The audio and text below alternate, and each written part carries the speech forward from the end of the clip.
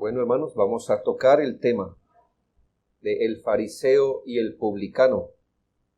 Así en nuestra serie del Evangelio de Lucas, estamos bien adentrados en esta serie.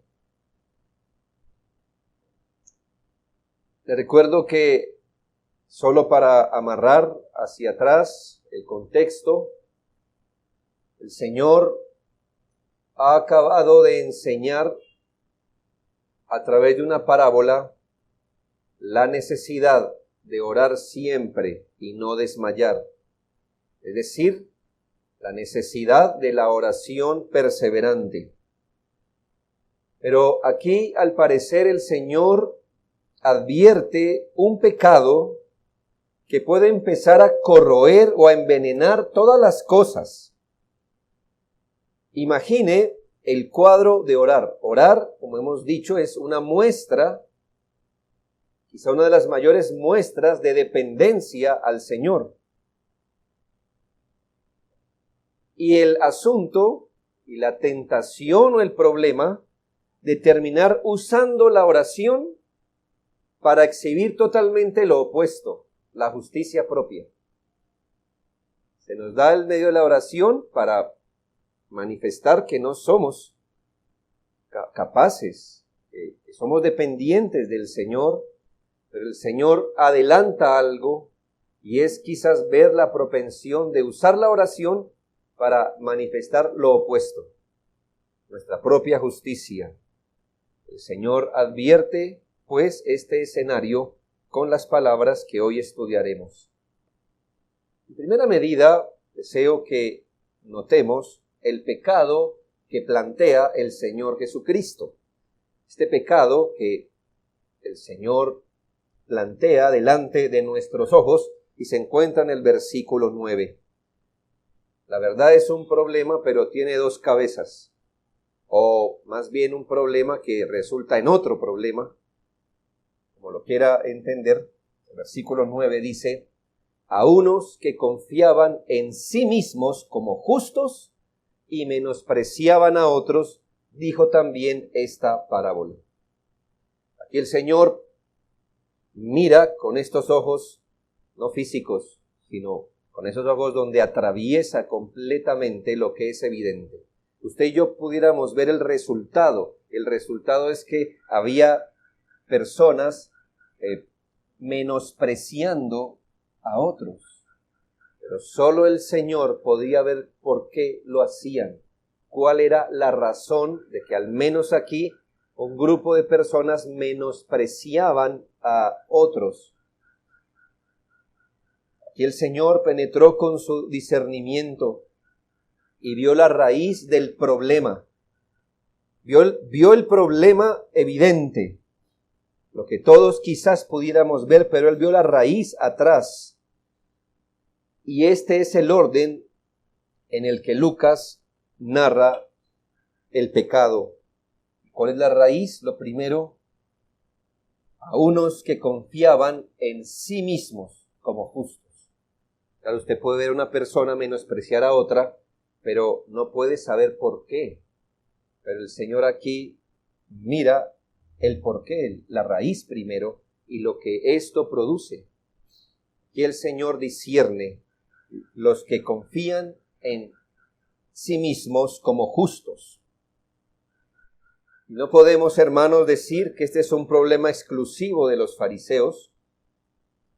Hemos de entender que si hay un pecado arraigado en el corazón de todo ser humano, que solamente la gracia salvadora puede derrocar, es el pecado de la justicia propia.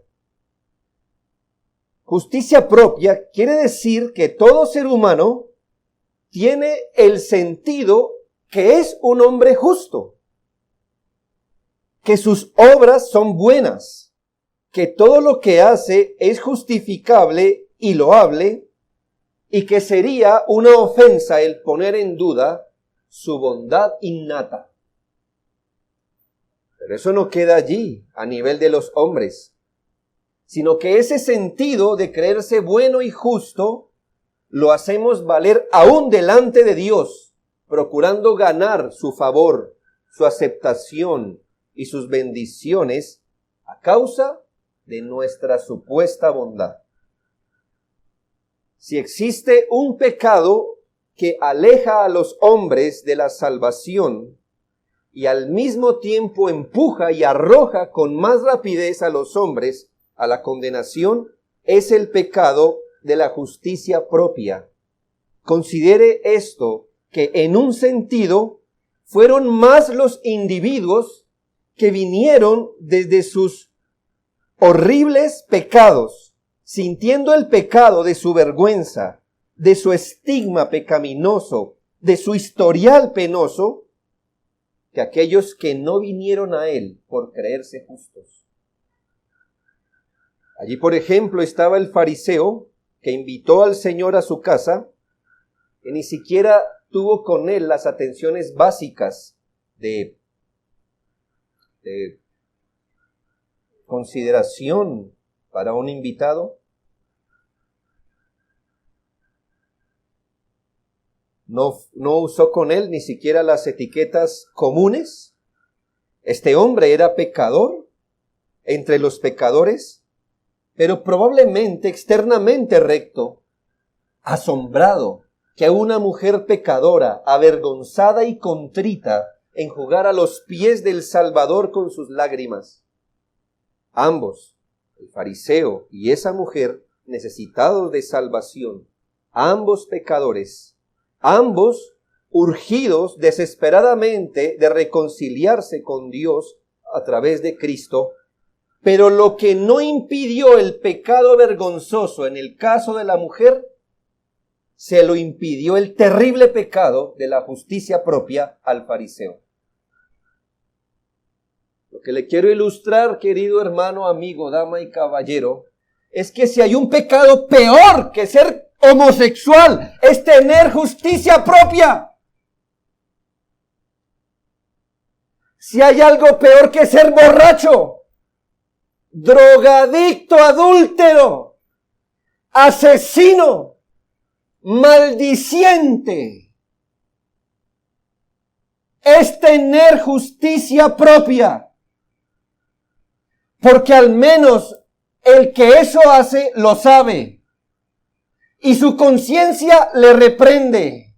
Pero el que tiene justicia propia jamás querrá venir a un Salvador. ¿Para qué? Si él se cree justo a sus propios ojos, no que sea justo, pero se ve justo a sus propios ojos, aunque sea rubor hay en las mejillas de quien peca. Pero aquel hombre que se cree justo, ni siquiera rubor tiene en sus mejillas. Aquí está esta mujer, pecadora, así la llama la Biblia, pecadora. La Biblia no es que nos va a enterar de cosas obvias, que el sol calienta y que el agua moja. Todos son pecadores, todos allí en la sala eran pecadores. ¿Por qué diría una mujer pecadora? Ah, hermanos, porque la estaba distinguiendo. Pero aquí está este fariseo. El pecado de ella no fue impedimento para que se abrazara a los pies de Cristo. Pero la justicia propia del fariseo sí lo fue. Entonces, ¿qué saca más gente del camino a la salvación? Lo que pasa, hermanos, es que la justicia propia es tan peligrosa porque el hombre o el individuo que la tiene es justo a sus propios ojos. ¿Por qué alguien que es justo a sus propios ojos? Porque alguien que pasa su mirada a su propio corazón y se ve bien, si se ve no tan malo, no tan necesitado de gracia, porque una persona así se abrazaría con fe, con arrepentimiento a Jesucristo. ¿Por qué lo haría? Los que ven y reconocen su pecado con vergüenza. Todos lo tenemos, el pecado. Todos tenemos un historial pecaminoso, pero solo los que con vergüenza confiesa su pecado y se abraza a Jesucristo, ellos solo hallarán misericordia. El problema de la justicia propia es su profunda ceguera. La justicia propia se mide en el estándar de su propia justicia. Es decir, entienda esto, la justicia propia halla su justicia solo en su propia percepción de justicia, no en el estándar objetivo y real de justicia. Eso es tan necio como que yo, como un delincuente, me presente ante un tribunal de justicia y diga que debo ser absuelto solo porque yo no me concibo como un delincuente. Tan de moda que está eso hoy, que la verdad es no lo que usted es objetivamente, sino como usted se percibe subjetivamente. Y vamos a ver si con ese argumento tonto, ingenuo, usted es apresado como ladrón, pero entonces usted va, allí lo llevan ante una audiencia por ladrón, porque ha sustraído lo que no es suyo injustamente, pero usted exige que se le absuelva porque usted no se percibe como ladrón, porque en sus estándares internos de justicia usted no es un ladrón. No importa lo que afuera de usted diga la ley, pero su propia ley le dice y le sugiere que usted no lo es. Y yo le pregunto, ¿saldrá usted absuelto solo por la manera como usted se concibe a sí mismo? Por supuesto que no. Y estamos hablando que la justicia propia es tan ciega que solo se mide a la luz de sus propios estándares. El estándar no es como usted se sienta, amigo mío. El estándar no es como usted se percibe a usted mismo. Si cuando usted se mira a su interior, usted se califica con su propia regla, se mide con su propio metro, porque siempre usted va a estar más alto que esas medidas. El estándar no es usted, el estándar no es la sociedad, el estándar lo provee el carácter de Dios que Él ha querido manifestar en su ley moral. Ahora mídase allí, vuelva y mídase, y ahora sí, vea muy bien, eso quita la ceguera. No es usted, no es lo que usted cree, pero es el carácter divino expresado en la Escritura, el estándar de justicia. Reflejado en esos estándares perfectos, ¿habrá un hombre que pueda alegar que es justo? Por supuesto que no. Aun el hombre que se cree justo también sabe que es pecador. Pero en lugar de medirse con estándares tan bajos como los estándares personales, los hombres deberían acudir a las sentencias inflexibles de las Escrituras para saber si realmente son o no justos. Esto quitará la cabeza de este ídolo de creernos naturalmente buenos, innata e intrínsecamente buenos, y le daríamos la razón a las Escrituras que no hay justo ni aun uno. El buen Spurgeon dice, desde que el hombre se hizo pecador, siempre ha estado convencido de su propia justicia. Cuando tuvo justicia de sí mismo, nunca se glorió de ella, pero desde que la perdió, ha pretendido ser constantemente su poseedor. Sigue diciendo estas palabras altaneras que profirió nuestro padre Adán cuando intentó esconderse de la culpa de su traición a su hacedor, echándole aparentemente la culpa a Eva, pero culpando realmente a Dios quien le dio a Eva, eran virtualmente un argumento a favor de su inocencia. Hasta aquí la cita. Hemos de entender, damas y caballeros, que ni la moralidad, ni la obediencia, ni los sacrificios personales, ni las buenas obras, por gigantescas que puedan ser, ni ayunos, ni ofrendas, ni diezmos, ni pactos, ni el esfuerzo, ni sus sufrimientos, ni la sinceridad con que andamos, ni la ignorancia de las demandas divinas, ni el arrepentimiento, nada en absoluto podrá presentar como justo a un individuo delante de Dios, ni podrán ganar el favor de Dios. no podrán hacerlo merecedor de nada de lo que Dios da, ni tan siquiera algo aceptable ante los ojos de Dios. Martín Lutero dijo: los hombres se jactan todavía de lo que pueden hacer y erróneamente consideran que la senda al cielo es un camino pavimentado con sus propios méritos, y no como lo que es, un camino rociado con la sangre de la expiación de Jesucristo. Este es, pues, damas y caballeros, el cuadro general de lo que es la justicia propia. Ahora, estamos mirando el pecado que el Señor planteó a unos que confiaban en sí mismos como justos y menospreciaban a los otros.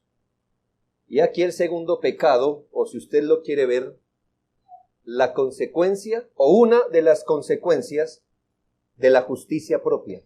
La justicia propia tiene muchas cosas, da muchos resultados, trae muchas consecuencias, desemboca en varias cosas, pero aquí hay una evidente, una de las más comunes quizás, y es que la justicia propia pone una nube tan oscura en la conciencia que quien la tiene no se cree pecador, no ve pecado en él, pero sí los puede ver en los demás. La justicia propia es ciega, le dije. Se mide a la luz de su propio estándar, pero aquí hay algo. El individuo no se cree pecador o no tan pecador, pero sí que puede ver el pecado en las tiendas de los demás. Y por eso, el pecado de la justicia propia, en una de sus consecuencias, lleva a menospreciar a los demás, ya que la justicia propia nubla el juicio. Los hombres que están bajo viven con la impresión de una superioridad natural. Superioridad natural. Es decir, que naturalmente, así como venimos al mundo, son superiores a otros. Una superioridad intrínseca e innata por esta bondad, por lo que desprecian a quienes no son tan buenos como ellos, claro, según sus propios estándares. Este sentido de justicia propia y desprecio por los demás hizo que muchos de estos personajes rechazaran a los pecadores por un motivo, por ser pecadores. Casi que concluyendo que a menos que un pecador lograra regenerarse primero, no podría ser aceptado por Dios. Atienda esto, porque es distinto afirmar que un pecador tiene que arrepentirse para venir a Cristo. Es distinto a decir que un pecador debe regenerarse para venir a Cristo. ¿Entiende el punto? Es necesario que todo el que venga a Cristo se arrepienta de su pecado. Pero eso es distinto a decir lo que decían aquellas personas, que un pecador casi tiene que regenerarse para poder venir al Salvador. Tan necio, porque usted no se cura para ir al médico, sino que va al médico buscando cura. Y al parecer muchos de estos fariseos no podían aceptar por qué el Señor Jesucristo venía a salvar precisamente a los que ellos consideraban pecadores despreciables. Ya habíamos visto en Lucas 7, 36 al 39. Uno de los fariseos rogó a Jesús que comiese con él, y habiendo entrado en casa del fariseo se sentó a la mesa. Entonces una mujer de la ciudad, que era pecadora, al saber que Jesús estaba a la mesa en casa del fariseo, trajo un frasco de alabastro con perfume, y estando detrás de él a sus pies llorando, comenzó a regar con lágrimas sus pies, y los enjugaba con sus cabellos, y besaba sus pies, y los ungía con el perfume. Cuando vio esto el fariseo que le había convidado, dijo para sí: si fuera profeta, conocería quién y qué clase de mujer es la que le toca, que es pecadora. Yo le pregunto, a la luz del texto, ¿Por qué razón este fariseo despreció a esta mujer? ¿Por qué única razón la estaba despreciando? Porque era pecadora. Es decir, ella es digna que se le desprecie porque es pecadora. Y entonces uno se pregunta, ¿y usted qué es? Si ella es digna que se le desprecie por la razón que es pecadora, ¿por qué él hace ese reclamo interno siendo él también pecador? Por consecuencia, él debió decir, Señor, ni me aceptes la invitación que te voy a hacer, porque yo soy pecador. Pero hermanos, no es que él no fuera pecador. Lo que pasa es que la justicia propia enceguece. Enceguece.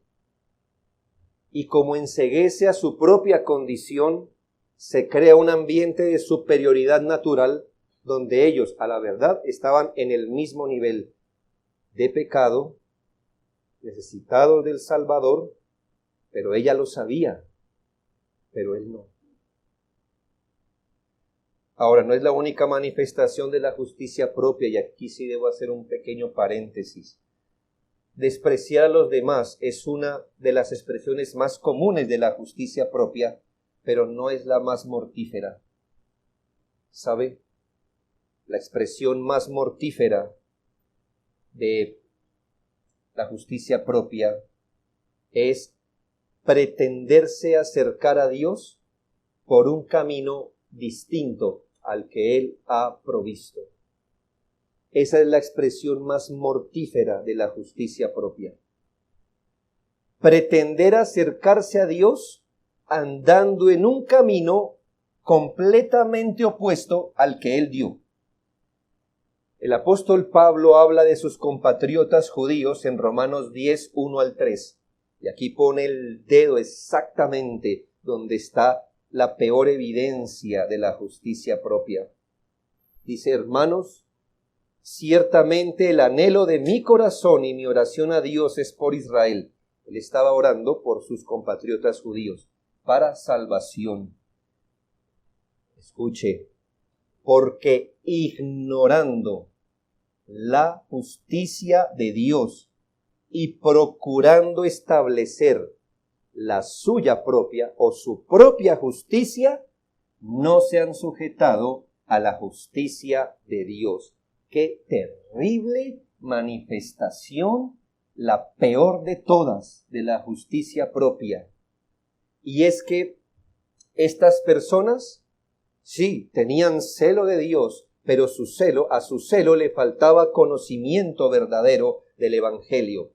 Y dice que al ignorar la justicia de Dios, es decir, al ignorar el único camino, la única provisión por la cual un hombre hallaría justicia, ignorando ese camino, ellos mismos han establecido su propio camino.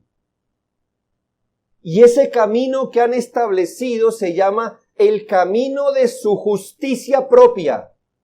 Así que el Señor dice, por este camino es el único camino que hayan justicia. Es a través de la justicia de Cristo. Pero ellos, ignorando este camino, establecieron e hicieron un camino pavimentado con el material, con el pavimento más podrido que el de Bogotá, de sus propias obras, haciendo un camino quebradizo, putrefacto de sus propias obras, pretendiendo que por allí, al final, Dios les acepte como justos. ¿Y qué dice el apóstol? Haciendo eso, se han salido del camino de la justicia. Es decir, ni siquiera les da el beneficio de que han establecido un camino paralelo, sino completamente opuesto al que Dios dio.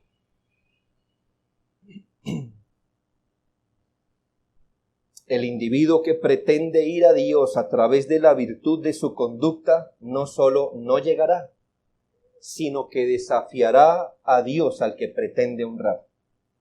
Cierro el paréntesis.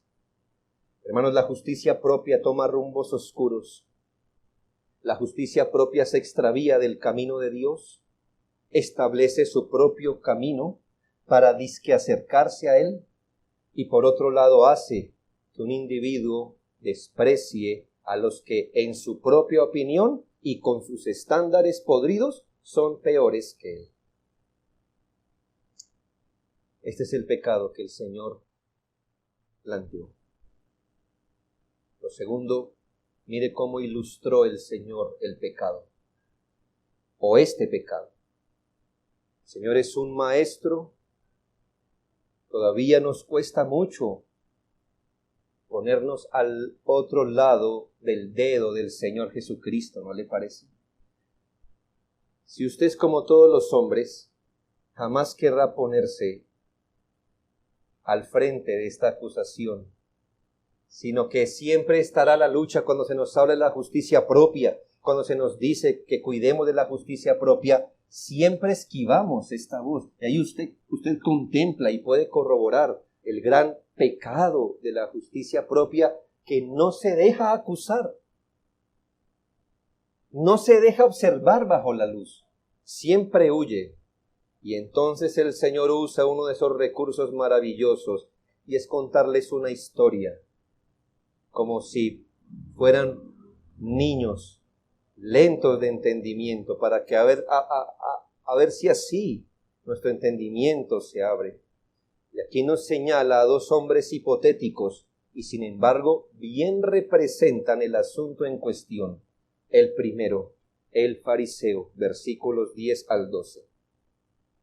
Dos hombres subieron al templo a orar, uno era fariseo, el otro publicano. El fariseo, debo decir, hermanos, que aquí se va a hacer una parábola para mostrar e ilustrar el pecado de la justicia propia y el desprecio a los demás. Y el Señor va a contar una parábola acerca de la oración. Ahora, que no se piense que esa es la única manera como la justicia propia se expresa, sino que aquí va a tomar ese ejemplo. Usted no va a decir, bueno, debo cuidar la justicia propia en la oración, porque aparte de la oración, la justicia propia no se manifestará. No la entienda así, es un ejemplo. Fariseo puesto en pie oraba consigo mismo de esta manera: Dios, te doy gracias porque no soy como los otros hombres, ladrones, injustos, adúlteros, ni aun como este publicano. Ayuno 2 veces a la semana, doy diezmos de todo lo que gano. Aquí en las pinceladas del Señor se nos retrata lo que es la justicia propia. Y es que este hombre mirado externamente hace cosas realmente buenas. Es más, este hombre externamente hace cosas que se supone que un discípulo de Cristo debería hacer. ¿Me hago entender, hermano? Dice la Biblia que este hombre subió al templo a orar. ¿Está mal orar, hermanos? No solamente no está mal, nos está ordenado. Así que el problema de este hombre no son sus actos externos. Todo lo que él describe de sí mismo son cosas que deberían caracterizar al más pequeño de los cristianos. No al más maduro, pero al más pequeño. Ese es el A del cristianismo. El Señor mismo acabó de enseñarles el valor de orar. Y entonces que el fariseo fuera a orar, ese no era el pecado. Este hombre, en cuanto a su conducta externa, no era ladrón. Hermanos, ¿no ser ladrón es bueno?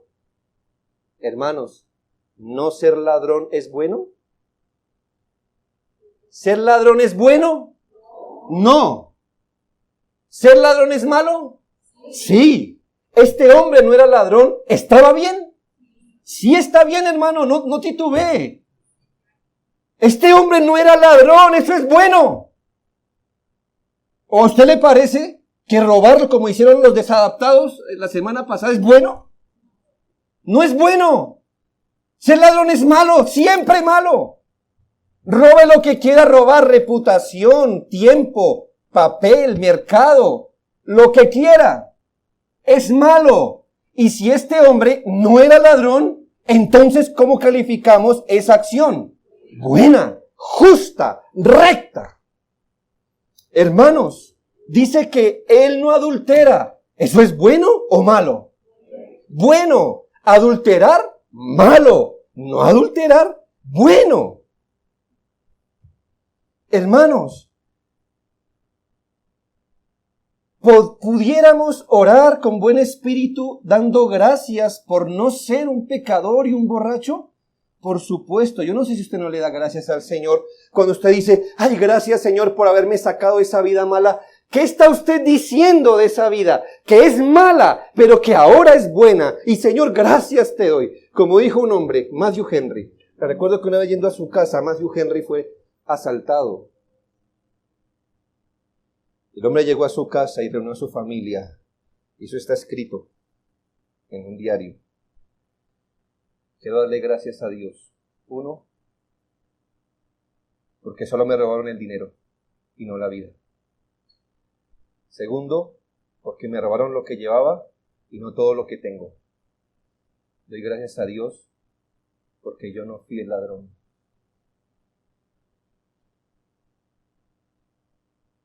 Hermano, cuando lo roben, dele gracias a Dios que usted no fue el que empuñó el arma.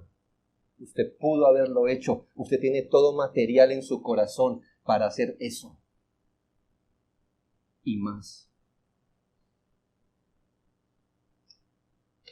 Hermanos, todo esto que él describe no es malo en sí mismo.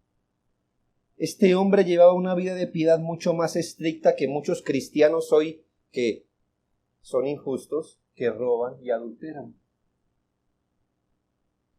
Y debemos aclarar que el problema de ese hombre no era en sí lo que él describe de sí mismo. ¿Dónde está el problema? Lo terrible de este cuadro es que primeramente este hombre se contemplaba a sí mismo en sus virtudes y pretendía que Dios lo contemplara bajo la luz de sus virtudes para ganar o asegurar su favor. Déjeme explicárselo. Dice la Biblia que este hombre oraba consigo mismo, lo que quiere decir que en su pensamiento cuando oraba estaba él, que su corazón estaba orientado al orar a él, que su intención al orar era hablar de sí mismo.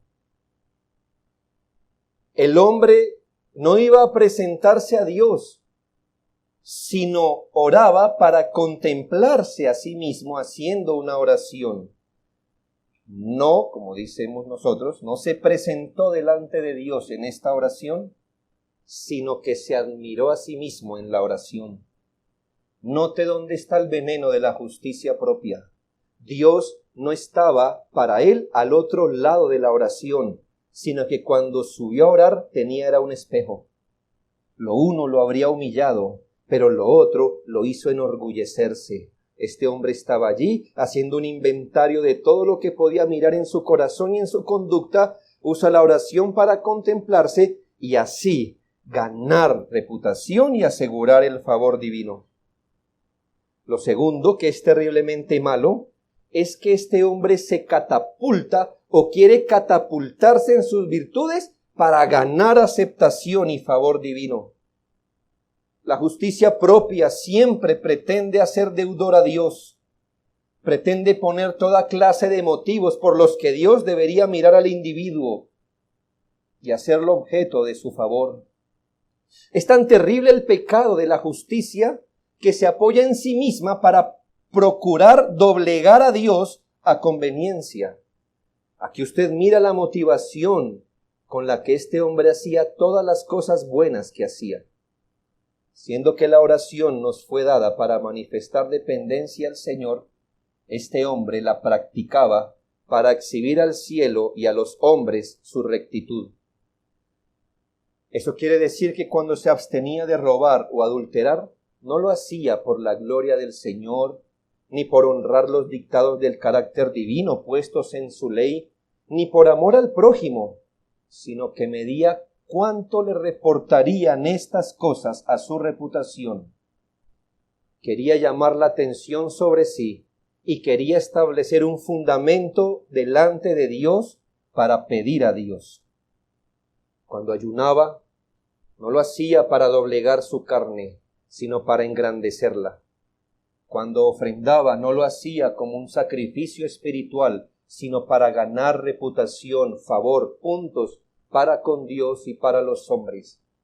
Luego de esta oración, el fariseo ganó otro escalafón, subió otro escalón, su orgullo se incrementó, su pecado se afirmó, le puso más perfume al estiércol de sus buenas obras. El camino a la dependencia humilde en el Señor se alejó más y más de él. El publicano.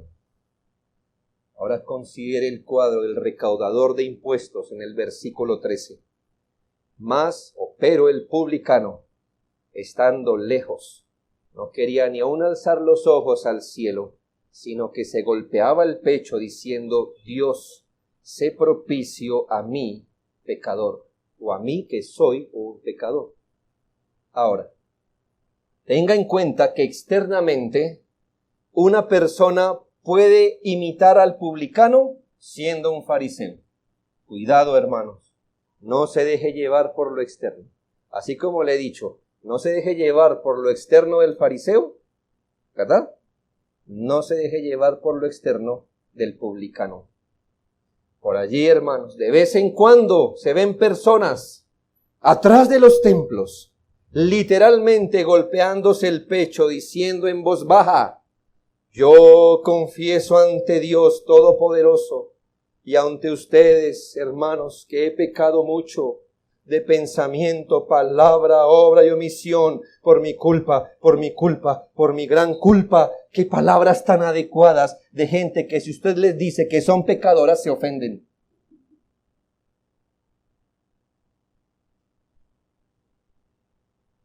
Por lo que nos toca señalar muy bien por qué el publicano en esta parábola es lo opuesto al fariseo. Déjeme decirle que no lo hace distinto. Ser pecador. Una gran cantidad de hombres, así es la justicia propia, piensan que ser pecador les confiere un derecho inalienable para ser aceptados delante de Dios. Mire cómo es el pecado. Que a veces el pecado es usado como excusa para no ir a Dios. Pero a veces el pecado es usado como justificación para exigir el favor de Dios.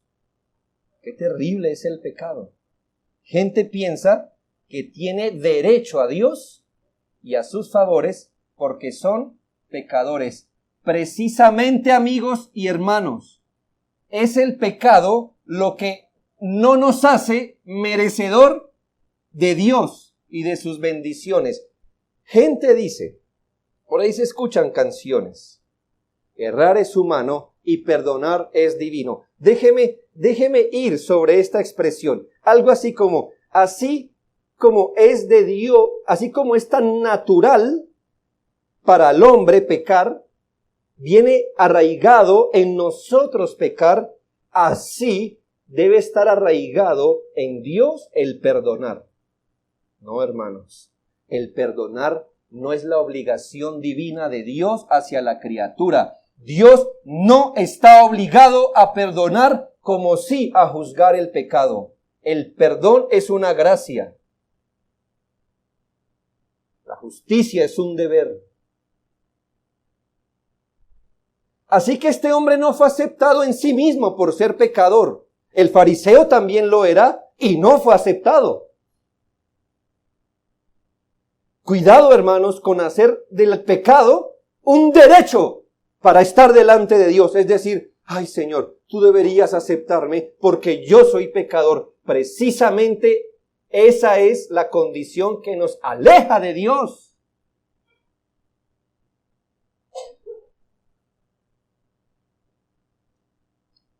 Ser pecador es el gran problema, no la gran palanca para ser aceptado delante de Dios. Ahora, el publicano tampoco es distinto al fariseo por hacer cosas externamente correctas. Es decir, hermanos, el publicano no fue aceptado por orar atrás, en voz baja y golpearse el pecho. Ni siquiera fue aceptado por decir las palabras correctas, porque como se lo acaba de demostrar, gente puede hacer exactamente lo mismo y ser un completo fariseo. ¿Qué es lo que deberíamos ver en el publicano? Al menos, por el dictamen del Señor, ver cómo este hombre se despojó de su justicia propia.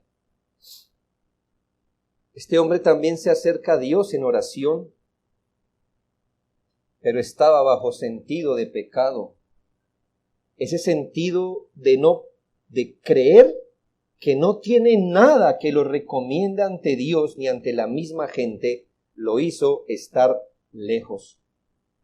Para él, todos los demás estaban por delante suyo. ¿Y cómo lo manifestó? Haciéndose en la parte de atrás. ¿Ya? Como diciendo, es más correcto que gente más buena que yo esté adelante y vayan primero con sus peticiones delante de Dios, y que a mí el Señor me mire de último. Yo no aseguro que todo el que se hace atrás de un templo piense eso. A veces pienso lo contrario. Pero en este caso, vuelvo y le digo, no se deje llevar por lo externo, sino ¿qué haría que el pecador fuera a orar y fuera al lugar donde Dios quiso ser buscado y quisiera que los demás pasaran delante suyo y él quedarse atrás? Su sentido de indignidad, en lugar de creerse superior y pasar al frente, diciendo, si a alguien el Señor tendrá que escuchar es a mí. Su actitud fue, voy a esperar que caiga una sobra de atención divina. Aunque sea eso, sería aliento para él. Note ahora sus palabras, note ahora que no se atrevía ni a alzar sus ojos al cielo. Usted sabe, hermano, que eso no significa nada. Gente puede estar tendida en el piso, como el obispo de Roma, así, se tiene en el piso. La persona, el anticristo hace eso. Él es el anticristo y hace eso. Y diga, ay, mire qué humildad, eso no, hermano. Y no podemos concluir que si usted mañana ahora sí, porque está cansado del cuello, ¿verdad? Dice, mire, el orgullo, porque si fuera... No, hermano, vuelvo y le digo, no leamos la Biblia tan superficialmente.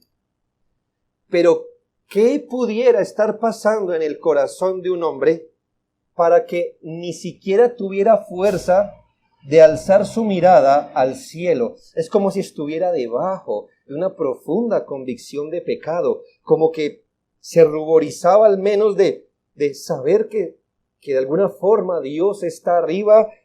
Él no quería ni hacer eso. Y escuche sus palabras. A comparación, y volvemos al punto, no es que orar largo sea fariseo, orar corto sea de un buen arrepentimiento. No, hermanos, no es lo externo, pero este hombre, a distinción del fariseo que nos hizo un inventario de por qué Dios debería atenderlo, este hombre solo tuvo un ruego. Dios, sé propicio.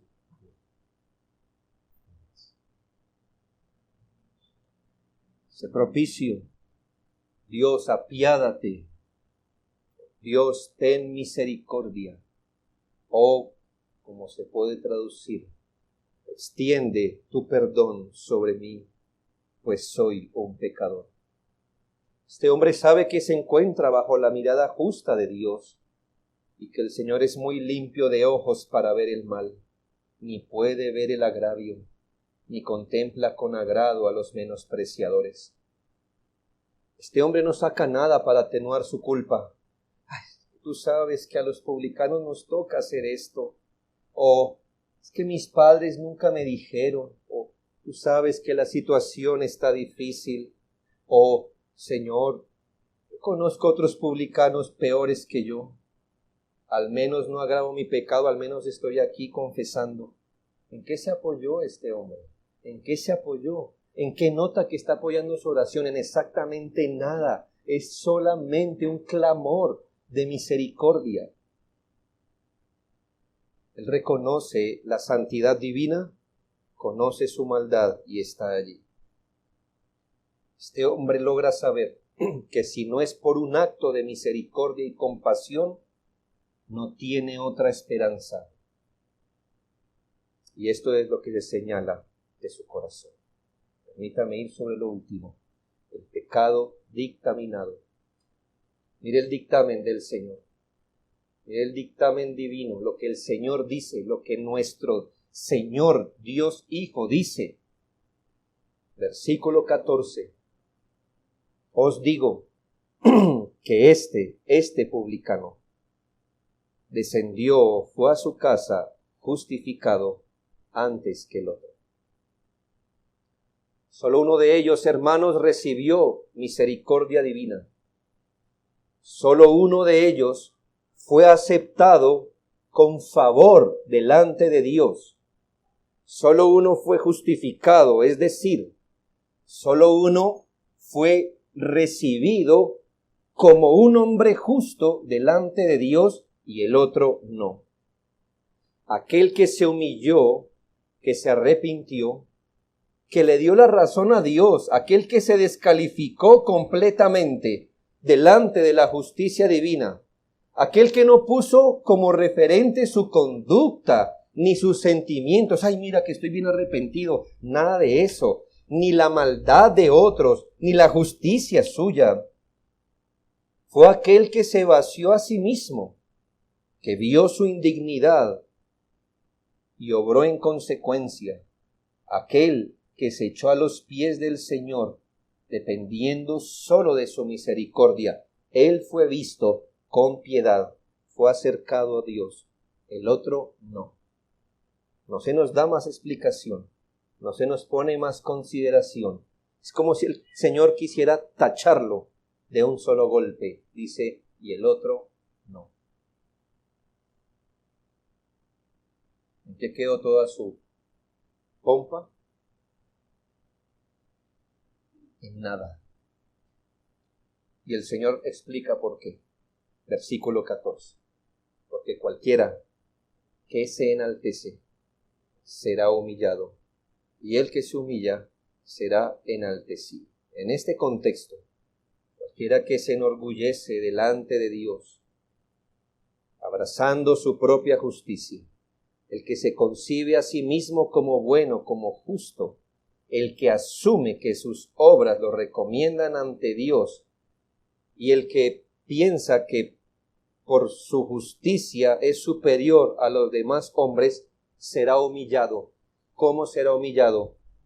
El Señor lo deja ir en el estado en el que él se encuentra, sometido a su propia justicia, a su propio juicio, a la ceguera de su propio corazón. Y aquel que se humilla, es decir, aquel que se despoja completamente de su justicia, él será enaltecido, que en este contexto será aceptado por Dios como un hombre justo. Quisiera terminar, hermanos, haciendo 3 advertencias. La primera, usted debe advertir el peligro de la justicia propia. Es un pecado más innato que el color de nuestros ojos. En todos nosotros, queridos amigos, hermanos, yace un sentido de justicia propia. Y el que no crea esta expresión, te dice, no, yo más bien sentido de justicia propia no tengo. Yo le pregunto, ¿se ofende cuando le dicen pecador? Bueno, puede ser que usted diga, no, bueno, yo sé que soy pecador. Bueno, ¿y se siente mal cuando Dios lo trata como uno? ¿Por qué nos sentimos tristes en las pruebas? ¿Por qué? Dígame por qué. Si no es porque usted cree que Dios debería tratarlo mejor. Ah, sí, no, que me digan pecado, no, todos somos pecadores. ¿Y si Dios lo trata como uno? ¿Y si nosotros lo tratamos como lo que es? ¿Por qué se ofendería? ¿Si nota algo acá? ¿Si nota que algo pinchó aquí? Eso que pinchó se llama justicia propia. Si no está convencido, le pregunto, ¿ha justificado algún pecado? Le he dicho, pero eso está mal. Ah, no, pero ¿lo ha hecho? Si lo ha hecho, usted no está libre de este terrible pecado. ¿Se ha usted sentido injustamente tratado porque por el mismo acto que usted cometió, usted fue castigado mientras que otro no? Sinceramente, hermanos, todos aquí sabemos lo que es sentirnos superior moralmente a otros y despreciarlos. Eso no está tan lejos.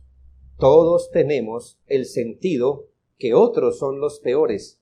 ¿Ha visto cómo nosotros damos opinión mientras los otros son chismosos y difamadores? ¿Se ha visto cómo nosotros actuamos en torpeza, pero los demás con la intención más negra? ¿Se ha visto? ¿Se ha visto cómo nosotros cometemos imprecisiones, pero los otros sí cometen mentiras? ¿Sí? ¿Cómo nosotros aprovechamos la ocasión, pero los demás roban? ¿Se ha visto? Qué terrible, ¿no le parece?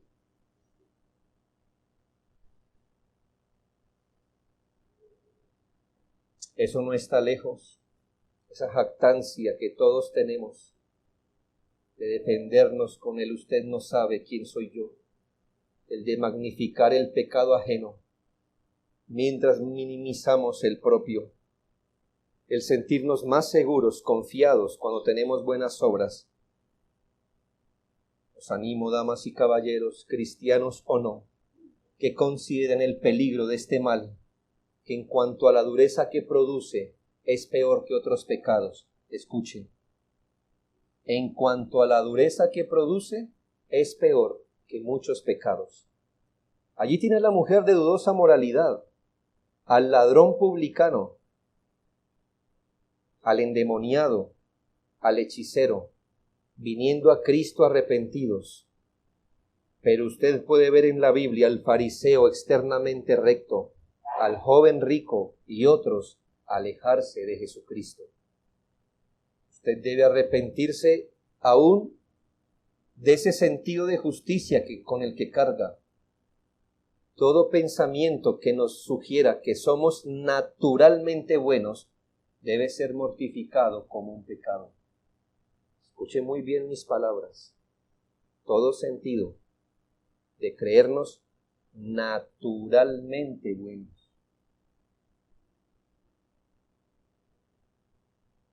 Porque por otro lado, hermanos, el Espíritu Santo ha obrado en nosotros. De reconocer lo que la gracia de Dios ha hecho no es malo, pero digo naturalmente. Es como si no tuviéramos la misma materia prima en el corazón de los demás. El único bueno y justo es Dios. La ley de Dios nos descalifica si somos medidos con respecto a la ley. No se apoye en una muleta tan podrida y carcomida como lo es la justicia propia. Segundo, usted debe advertir que hoy día, no desde el catolicismo romano, ellos saben muy bien cómo alimentar la justicia propia. Quiero hablar de iglesias que supuestamente son cristianas. Se enseña descaradamente el merecimiento delante de Dios. A todos nos gusta canalear, ¿verdad? Tenemos más canales para canalear que para ver un programa derecho. Y allí paré en esta secta de avivamiento. Sí, lo dije bien. Secta. El hombre dijo desde el día de Juan Bautista, leyó ese texto. El reino de los cielos sufre violencia y solo los valientes lo arrebatan. Aquí la palabra valientes son merecedores. Así que escuchen muy bien. Según él, el reino de los cielos sufre violencia y solo los merecedores lo arrebatan. Eso es peor que lo que hace Roma, queridos hermanos. Le está diciendo a esa gente que deben merecer el reino de Dios. Hasta allá no ha llegado Roma. Pero las iglesias carismáticas hasta allá van.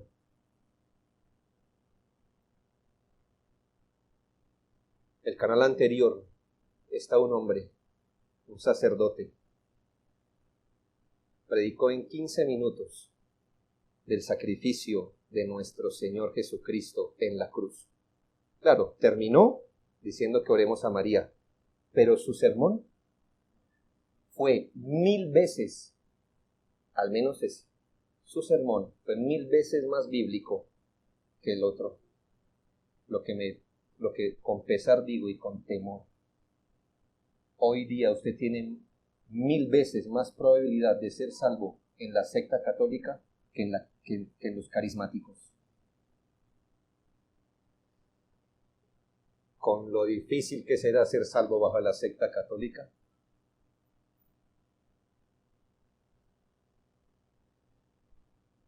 A la gente hoy se le está entrenando descaradamente el merecimiento delante de Dios. Se le dice a la gente, Dios cree en ti. Y tú tienes que llegar a un momento donde aprendas a perdonar a Dios. No el catolicismo, no el catolicismo. Estamos hablando de la gente cristiana. Esa frasecita la puso James Dobson, famoso James Dobson. En el ámbito cristiano, debemos perdonar a Dios. En otras palabras, hermano, se le está diciendo a la gente que podemos hacer tantas cosas para tener a Dios como deudor nuestro.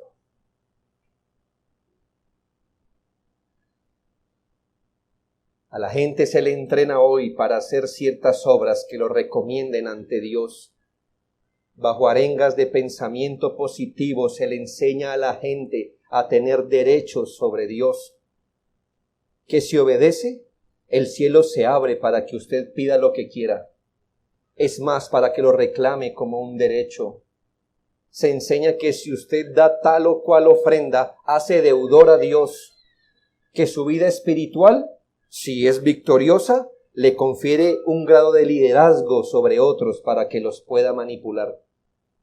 Desde muchos púlpitos hoy un individuo lleno de justicia propia le predica a miles de individuos para decirles que son innatamente buenos, que son campeones, que el problema es que no saben de su potencial, que deben buscar dentro de sí su propio valor, para enseñarles que todos sus anhelos y propósitos son buenos.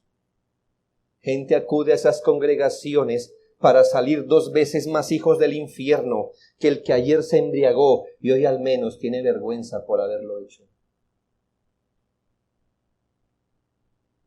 Cuídese de ese evangelio maldito por Dios que se predica, el evangelio, el mal llamado evangelio de la prosperidad. Yo no lo maldije. Gálatas dice, si alguno predica un evangelio distinto al que os hemos anunciado, o sea que yo no lo dije, hermanos. Esas enseñanzas son malditas, malditas, malditas de Dios. Nadie puede ser bendecido debajo de esas maldiciones. Nadie, nadie. Por eso Dios lo sacó a usted de allá.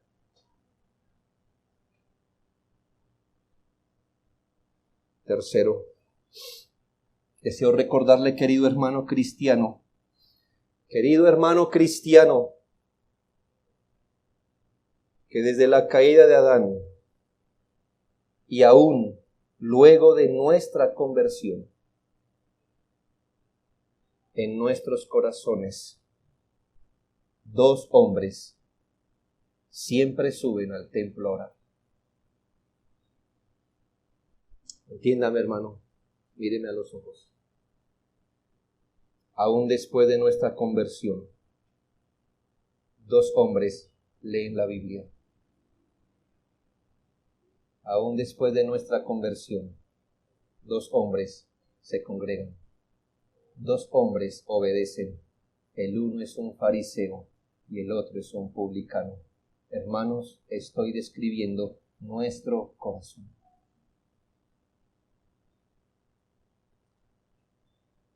Yo no niego que la gracia salvadora haya derrocado del primer lugar la justicia propia. Lo que le quiero ilustrar es que si usted piensa que el fariseo ha muerto, él todavía vive y herido como está, se arrastra buscando el primer lugar en la oración para ser escuchado. Aún después de nuestra conversión, 2 hombres evangelizan, 2 hombres crían hijos, 2 hombres viven en el matrimonio. El uno dirá, qué bien oras, mírate cómo sirves, al menos no eres como ese otro, qué buena ofrenda diste, qué buen sermón, predicador, qué iniciativas tienes. Eso es por tu disposición, por tu experiencia, por tu entrega. Da gracias a Dios porque no eres como los demás. El horrible fariseo no duerme. Este fariseo, si Dios me da la gracia, le habré pinchado un codo en esta predicación. Este horrible fariseo toma nota de todas y cada una de sus obediencias para sacarlas hoy o mañana delante de los hombres o delante de Dios. Este horrible fariseo tiene un espejo limpio en el cual se mira. Este horrible fariseo reclama sus derechos, se ve por encima de los demás con orgullo, se da el lujo de menospreciar a los demás. La simiente de Dios está en nosotros, hermano. Y si esto es así, el Espíritu de Dios promoverá en nuestro corazón una humildad verdadera. Y esperemos que sea esta humildad la que prevalezca y se imponga. Ahora, usted dirá, ¿y cómo hacer para que este horrible fariseo se debilite, se desangre y muera? Si se nos pidiera esta mañana señalar la mejor manera de debilitar, arrinconar y desangrar a ese fariseo de justicia propia en nuestros corazones, yo quisiera tomarlo de la mano esta mañana y llevarlo a la cruz de Jesucristo y le señalaría en ese madero al único que se puede llamar justo. Mírelo allí. Mire el único que nació, vivió y murió con justicia propia. Al único que representó todos los dictados de la justicia divina. Yo le señalaría esta mañana en esa cruz lo que la justicia inflexible de Dios hizo cuando le vio cargado de pecado. Y ahora le pediría a usted que se mirara a sí mismo, no la luz de ese ladrón que murió al lado, ni de los pecadores que tenemos a nuestro lado, sino que se mire a usted mismo bajo la luz de quien pendió en esa cruz y contemple lo que su justicia propia le hizo a Cristo.